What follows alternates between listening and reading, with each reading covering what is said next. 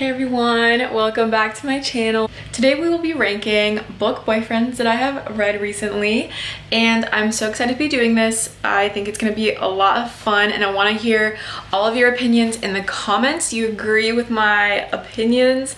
I'm not going to be giving any spoilers on the books that I've read. I'm just going to give a brief summary of the character and the books, and hopefully I don't give anything away.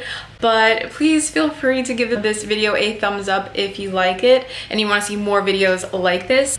Yeah, I'm just really excited to get into it. So without further ado, let's get into the tier ranking video.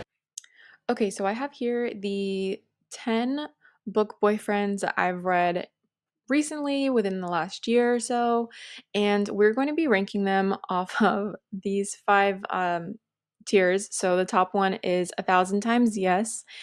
If you know the reference, give it a like, give this video a like. That basically just means I would marry you in a heartbeat. Then we have Meet the Parents material. That's like long relationship. Then we have Let's Stay Friends. That means I like you, but I don't think we would work well together, like romantically, but we can be friends, kind of thing. Then we have It's Not You, It's Me. So you are probably a great guy, but it's just not for me. I can see how maybe other people would like you, but it's not going to work for me. And then finally, we have Ick. And that one's just, I don't like you, essentially. Other people may like you. I actually don't think you're a good person at all, and I don't understand how anyone would like you. So that's the last tier. And then for the boys, we have I've narrowed it down to 10, and I've gathered either fan art or just photos I found online of the character or of who I think the character could look like. So first we have Prince Castile from Blood and Ash series. Then we have Hades from A Touch of Darkness by Scarlett St. Clair. Then we have the heirs to the celestial heirs in the Zodiac Academy series. They are all kind of grouped together there. Then we have Cal Anderson from Promises and Pomegranates, and he is being portrayed by Dexter. Again, if you know, you know. Then we have Lucian from A Court of Thorns and Roses. We have Mr. Knightley from Jane Austen's Emma. Then we have Captain Wentworth from Jane Austen's Persuasion. And then we have Reese from A Court of Thorns and Roses. We have Slade from the Plated Prisoner series. And then we have Tamlin also from A Court of Thorns and Roses. So we're just going to go ahead and get started with Castile. I'll give you a quick summary of each book. From Blood and Ash centers around this girl Poppy, who is pretty much like this chosen child. She is untouchable, almost like seen as holy, and she is said to be ascended. We don't really know what that means at first, but she is basically chosen by the gods, and on her like last night of freedom, she like chooses to sneak away and have some fun, and she meets this guy named Hawk, and he ends up being her like bodyguard.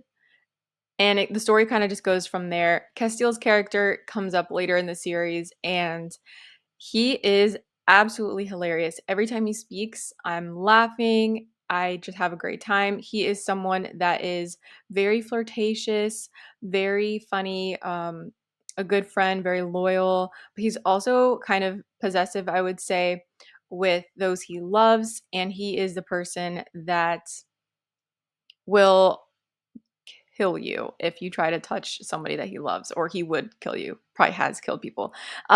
So I actually really like that trope. I like it when guys in books are more possessive, but I also really loved his character just because of his humor. I feel like his character is someone I could see myself with. Just a very funny guy. So definitely Meet the Parents material. That was kind of a no-brainer for me. He's awesome. Love him. All right, next up we have Hades of A Touch of Darkness. And you probably know Hades obviously from the Greek mythology. He is the ruler of the underworld. He's one of three brothers, Zeus and Poseidon, and he is charged with living and ruling in the underworld forever. It's not a great job. A lot of people hate him or are scared of him. And he has a relationship with Persephone, who is the daughter of Demeter, who is the god of the harvest. But Persephone is also has her little role to play in the underworld, and their relationship is very fun.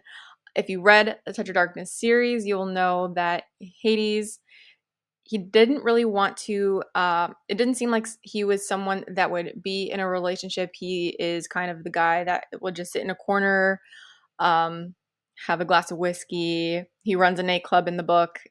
He is that grumpy, smoldering man, and you wouldn't see him being in a relationship or being in love for that matter and being vulnerable in any way. But his character in the series is pretty awesome. Like, he's again like Castile, he will kill anyone that gets in front of someone he loves. And I think that makes him a very likable character to a lot of people. But he's also very problematic, and he has his issues obviously with being the lord of the underworld. He has a not very fun job, and you kind of feel bad for him. So while I probably wouldn't want to be with someone like him, he's a little too dark and creepy for my liking. I totally understand him and would want to be friends with him. So we're just gonna put him right here. But I can see the potential for maybe higher rankings. But for me, we'll just be friends. Okay, next we have the celestial heirs in the Zodiac Academy. So they are as follows. We have Darius, Max, Seth, and Caleb. They each kind of rule the school, and they are set to inherit this throne in the Zodiac Academy, or in like the realm in which they live, and they go to this school. And they are quickly overrun by two twin girls who actually are the true heirs to the throne, but they've been gone. They've been sent to the mortal realm, and now these boys feel very threatened. It is a bully romance. These boys do not take kindly to having their throne threatened by two teenage girls, and they kind of set their eyes on destroying them by any means necessary. Obviously, there's like romance. They have conflicting feelings back and forth, but the things that they do to the girls to like deter them from taking over their throne, trying to send them back to the mortal realm, is just not fun. The first book honestly was hard to get through. I didn't like it at all. I do not like bullies. And even though this was a bully romance and you learn about their characters more and you kind of start to empathize with them, they were just not for me. I did not care for them at all. In fact, I can understand how some people would possibly want to be with them, maybe. They're kind of funny, I guess, but they're very stubborn. They are not good at listening, and they are not for me. So it's not you, it's me, but I guess I can see how other people would like them. Next up, we have Cal Anderson in Promises and Pomegranate. This is actually a reimagining, I would say, of the Hades and Persephone mythology story. This is a mafia romance. Cal is an assassin. He was a doctor, but he now works for the mafia.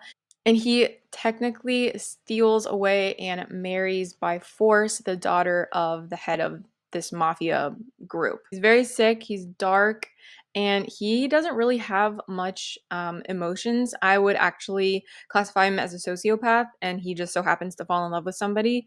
But nope, I did not like this. I can get the like possessive, oh, she's mine, don't hurt her, I'll kill you kind of thing, but he just likes blood a little too much for me, and I squirm at the sight of a needle. So he gives me the ick. He's gonna go bottom tier. Sorry, not sorry. Um, but yeah, he's nope, not for me. Could never Yeah. And yeah, I actually used Dexter as this because I just found it very fitting. Not that I think he looks like Dexter, but his character. Okay, next up we have Lucian from A Court of Thorns and Roses. So this is obviously a larger series, but I'm just going to use A Court of Thorns and Roses so I don't give spoilers away for the rest of the series for anyone that hasn't read it. A Court of Thorns and Roses is a, I guess, Beauty and the Beast retelling in a way. The story centers around Feyre, who lives in the mortal realm. She's immortal, and she is living in this village that is very poor. She's hungry, her family's hungry, and she is trying to hunt for her family. She ends up killing the wolf in the woods, and this wolf turns out to be a member of the Fey realm. And Lucian is one of the Fey. He lives in the Spring Court, and his character is uh again, just leaving it with the first book, I think that his character is funny. He makes a great friend. I can see the attraction there. He's very cunning. He's very sly, but he's sarcastic and funny as well. And I think you learn to like him a lot as the story progresses. He has a lot of character development that I appreciate, and I could totally see him being someone that you would take home to your mom and dad. So definitely meet the parents material. I still don't have anyone yet for 1,000 times yes. I'm surprised. Okay, so next up we have Mr. Knightley from Jane Austen's Emma. So he is a friend of the family of Emma Woodhouse. He is there all the time, and he kind of gives counsel to Emma as she grows up. There is an age gap, and it's kind of weird, but if you're aware of the Regency era, you know that most men don't get married until they're like 30s or 40s, and the women are pretty much married off between the ages of like 18 and like I would say 27. So there is definitely an age gap there. I believe he's in his mid to late 30s, whereas Emma is probably like 19 or 20. So there's definitely an age gap there. But um, Mr. Knightley is a very kind person. He is, like I said, he gives counsel to Emma a lot. He doesn't really judge her for her mistakes that she makes. She's very sure of herself, but he's very grounding. And I think that for a long time they're friends because of being friends with the family. And it just becomes so much more. Learns to take pride in her personality, her character. He appreciates her for who she is, even though she messes up. He's not very scolding like a fatherly figure. And I think some people would be deterred by that with the age gap. But like I said, it's not very fatherly. It's more like I care about. You see the attraction grow, and I just really like him. I think he does a lot for her and her friends. He does things that he doesn't need to do. I think that just goes to show that he's very chivalrous, very he just has a very kind soul. And I definitely think he would also be meet the parents material, but would I be with someone that is that much older than me? No. So for me personally, we're just gonna be besties. But I totally get if someone would want to marry him or would want him to like meet the parents. I just couldn't be with someone that's like 20 years older than me. Sorry. Okay, then we have Captain Wentworth. If you have not read this book, you've probably seen the movie that was just released on Netflix, and that's where I got the photo from. But I would take the movie as with a grain of salt because the book Captain Wentworth is 1,000 times better than the movie version. He is in love with Anne Elliot, and he proposes to her. And this isn't a spoiler, by the way. This is like what the book is about. She is persuaded by members of her family and people close to her that they should not be together. He is not of high enough rank. And so, unfortunately, she breaks up with him. And for 7 years, she does not see him again. The story starts with him coming back into town. And we find out whether those feelings are still there with Emma or has he moved on? Has she moved on? He is a very romantic person. Captain Wentworth, I'd say, is probably the most gentle character out of everyone on this list. He is very soft, but not weak, I would say. I think it shows a lot of strength in a man to be gentle the way he is. Or a lot of the men that I've read in romance books, fantasy romance, contemporary romance, there are a lot more grumpy, like the grumpy sunshine. You get the mean tropes. You get the possessive, angry, someone that needs to be calmed down, kind of. And Captain Wentworth is none of these things. He is the epitome of kindness, I would say, and forgiveness. There is a lot that is done to him that he doesn't necessarily deserve, and is a very he's a man of his honor. And again, I think that goes to show the time in a lot of ways, the time in which it was written and which his character was written. But I still think he's like an awesome dude. And I would totally, if he asked me to marry him, I would say yes, because he is kind of like me, kind of quiet, but I like that. So he is gonna be my first 1,000 times yes. And yeah, what's up, Captain? Okay, so then we have Reese. Reese for short. He is also in A Court of Thorns and Roses, and he is a member of the Fae. He is the High Lord of the Night Court. Just sticking with his character in book one, you are torn between the two main male characters that kind of progress in this book. I just really love the sarcasm, the snarkiness, and yeah, his character is.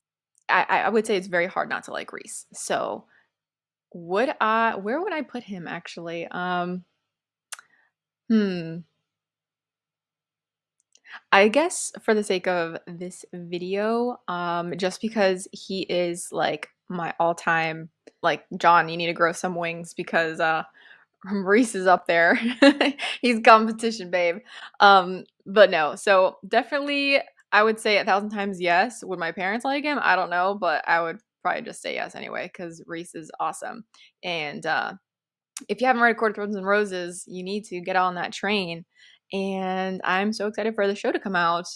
Who do you guys think should play Reese, if you have an opinion? I would love to know in the comments. Okay, next up we have Slade from the Plated Prisoner series. What I will say about Slade is, like Castile, he's very funny. He's a little more serious, but still has that sarcasm that obviously you can see.